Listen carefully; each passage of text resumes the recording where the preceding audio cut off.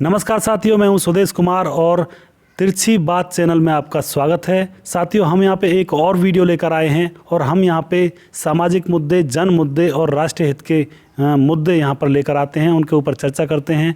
हमारे साथ रहते हैं अजीत मास्टर जी। राम राम जी। और मेरी तरफ से भी सभी भाइयों को हाथ जोड़कर राम राम। साथियों, अगर आपको वीडियो अच्छा लगे तो इसको लाइक करिएगा, शेयर करिएगा और हो सके तो हमारे चैनल को भी सब्सक्राइब करिएगा, क्योंकि आप लोग जब हमारा साथ दोगे तो हमारी भी हिम्मत और बढ़ेगी और हम अच्छे अच्छे वीडियोज़ यहाँ पर लेकर आएंगे। तो मैं यहाँ पर प्रश्न करता हूँ और अजीत मास्टर जी यहाँ पर प्रश्नों के जवाब देते हैं। तो चलिए प्रोग्राम स्टार्ट करते हैं। मास्टर जी, आपसे प्रश्न है कि कुछ लोग अपने बच्चों को तो प्राइवेट स्कूल में पढ़ाना चाहते हैं पर खुद सरकारी जॉब करना चाहते हैं या सरकारी स्कूल में नौकरी करना चाहते हैं। ये कहाँ तक सही है या फिर ये गलत भी है? मेरे विचार से तो बहुत ही गलत है जी। कि बड़े बूढ़े वाली कहावत है कि वो है पेट बबूल का तो आम कहाँ से हों। हम मतलब ये पढ़ना तो चाह रहे हैं एक प्राइवेट स्कूल में, बच्चों को प्राइवेट स्कूल में पढ़ा में, लेकिन खुद सरकारी नौकरी चाह में। हालांकि मान ली मैंने सरकारी में थोड़ी सी ढील है कि हाँ उसको सैलरी अच्छी मिल जाए, काम कम करना पड़े, लेकिन काम तो वहाँ भी करना पड़े। लेकिन ये बताओ, जो सरकारी स्कूल में जो मास्टर हैं क्या वे कम बुद्धिमान हैं? वे मतलब नहीं भर्ती कर ली सरकार ने, वो टेस्ट क्लियर करके आ रहे हैं, मेहनत करके आ रहे हैं, लोगों के साथ लगाव है, उनको मेहनत कर रहे हैं, वे कई कई तरीक़ा से एक सवाल निकाल रहे हैं। लेकिन जो प्राइवेट स्कूल वाले हैं 10वीं 12वीं वाले टीचर ने पकड़ लें, एक दो मास्टर ऐसे रहे जो मतलब ठीक ठाक से रहे, जो प्राइवेट में रहे, लेकिन कभी ट्यूशन लगवा रहे हैं, कभी करवा रहे हैं, कभी अगर वगैरह किताब बनने में। अब ये बताओ, सरकारी में जो किताब रहे हैं एनसीईआरटी की मूल्य सरकार दे रही है।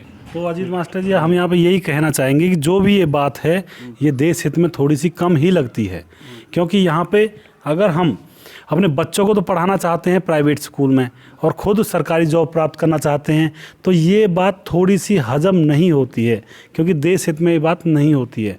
क्योंकि इसको करने से पहले हमें ये सोच लेना चाहिए कि अगर हम खुद सरकारी जॉब प्राप्त करना चाहते हैं तो बच्चों को भी सरकारी सुविधाओं में ही अपने शिक्षित करें, सरकारी सुविधाओं के हिसाब से उनको आगे बढ़ाएं, उनके हिसाब से ही उनको शिक्षित करें, जिससे कि वो बच्चे भी सरकारी नौकरियों में जा सकें। लेकिन हम यहाँ पे उल्टा कर देते हैं, बच्चों को लगाना चाहते हैं सरकारी जॉब में, गवर्नमेंट जॉब में, और हम खुद भी लगना चाहते हैं गवर्नमेंट जॉब में, लेकिन बच्चों को शिक्षा दिलाते हैं हम प्राइवेट संस्थानों से। तो यहाँ पे थोड़ा सा सिस्टम के साथ, समाज के साथ और सरकार के साथ बेईमानी हो जाती है। आप क्या कहना चाहेंगे? मेरे विचार से बिल्कुल बेईमानी है इसमें। ये बताओ कि सरकार पढ़ाने के लिए बच्चों को किताब दे रही है, फीस कुछ फीस ही नहीं है सरकार की, तो उल्टा उसे राशन पानी दे रही है। छोटे छोटे बच्चों को मतलब वो बोलते हैं ना, वो फूड बोलता है जो आता है, जो दोपहर वाला मिड डे मील, वो भी देती है और मतलब किताब भी देती है समय समय पर उसका, और खेलों में भाग लेती है। जो बच्चे होते हैं जो चहलकदमी करते हैं खेल कूद में, सब तरीके से किसान का भी मतलब ये जो गरीब बच्चे हैं, किसान गरीब किसान है या नीच जाति पिछड़ा वर्ग है, उन बच्चों को भी मतलब ज़्यादातर तो सरकारी स्कूल में वही बच्चे पढ़ते हैं जिनको आर्थिक जो व्यवस्था है, जिनकी ढीली है, जिन पर मतलब ये पढ़ाई खर्च ना उठा सकें। लेकिन आजकल भेड़ चाल है, सब प्राइवेट स्कूल में पढ़ा रहे हैं, लेकिन उन प्राइवेट स्कूल में पढ़ने वाले भी ट्यूशन लगा रहे हैं। सरकारी स्कूल वाले कोई भी ट्यूशन ना लगावे, वो लगावा तो बहुत कम लगाएंगे। और मेरे विचार सरकारी स्कूल वाला बंदा होगा जो बहुत ही एक्यूरेट होगा, बढ़िया पढ़ेगा। और हमें सरकारी स्कूल में पढ़ना चाहिए। अगर सरकारी नौकरी चाहिए तो सरकार पे भाई वही काम, हम सरकार के साथ देंगे तो सरकार हमारा साथ देगी, अच्छी नॉलेज मिलेगी। ये थोड़ी है कि मतलब ये कि काम तो दूसरे करें, खा दूसरे के यहाँ में। ये तो मेरे विचार से बिल्कुल गलत है। और सरकारी स्कूल में पढ़ो, सरकारी योजनाओं को लाभ उठाओ और सरकारी ही नौकरी की उम्मीद करो। फिर बहुत ही बढ़िया आपने आंसर दिया, जवाब दिया अजीत मास्टर जी। अगला प्रश्न साथियों मैं मास्टर जी से करना चाहूँगा कि लॉकडाउन में सिर्फ 5 आदमियों को लेकर शादियाँ हो रही हैं, 5 आदमियों की बारात को लेकर शादियाँ हो रही हैं, यह कहाँ तक सही है और कहाँ तक गलत है? इसके बारे में थोड़ा सा बताएं। मेरे विचार से ये सही बात है कि मान रहा हूँ कि ताली कभी एक हाथ से ना बजे। खर्चा हो शादी में दोनों तरफ से होता है, लड़की वालों की तरफ से भी, लड़के वालों की तरफ से भी। 5 आदमी जो शादी है अरे मोदी जी की वजह से हो रही है या कैसे भी लगा, लॉकडाउन की वजह से लगा लिया, बहुत ही अच्छा निर्णय है सरकार का और ऐसा ही होना चाहिए। अगर किसी को ये काम करना है तो मेरे विचार से तो बहुत ही अच्छा है, क्योंकि ये बोल रहे हैं कि दोनों तरफ से फ़ायदा है, लड़के वालों की तरफ से भी, लड़के वालों की तरफ से भी। ना कोई गाड़ी खर्चा, ना कोई मतलब ये कि वगैरह वगैरह बहुत झंझट आपने देखे होगा कि मतलब ये शराब पिए जो नशा कर लें, ना तो कोई कैसी भी डीजे को कोई कैसा भी खर्चा ना, मतलब बहुत अच्छा हमें विचार थे।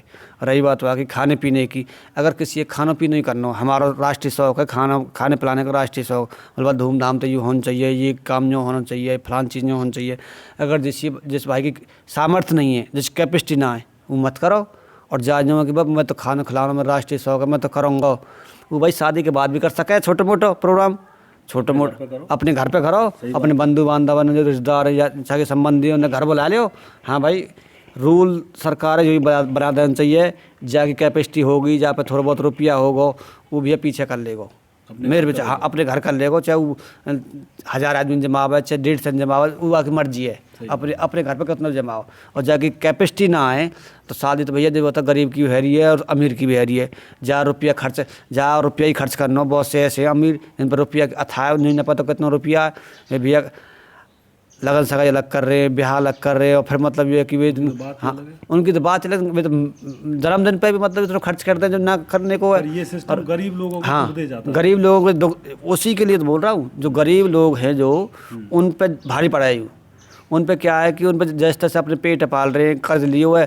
अब बच्चा जवान है, लड़की जवान है कि उसको शादी करनी है, अब पहले ही वो कर्ज में डूबे पड़े हुए है, लड़की की शादी करनी ज़रूरी है, तो फिर मतलब ये है कि बोझ और हाँ बोझ बनेंगे ना। 5-7 लाख रुपया कम से कम चाहिए लड़की की शादी करने के लिए, अब 5-7 लाख रुपया कर्ज ही आवे वो। अब लॉकडाउन में बहुत ही अच्छे निर्णय, और मैं तो ये बताऊँ कि मेरे विचार से ये सिस्टम लागू कर देना चाहिए सरकार हाँ। और जहाँ पे मतलब जो जब खुशी तो करना चाहे अपने घर पे वो खूब कर सके, वो अलग बात है, हुआ की इच्छा है। बोल भाई मुँह पर तो भाई मैं तो जमाना चाह रहा हूँ, मतलब लोगों ने मैं बुलाना चाह रहा हूँ रिश्तेदार ने, मैं अपने घर पे कितना भी करो, लेकिन यूँ गरीब अमीर सब पिस रहा है हमें।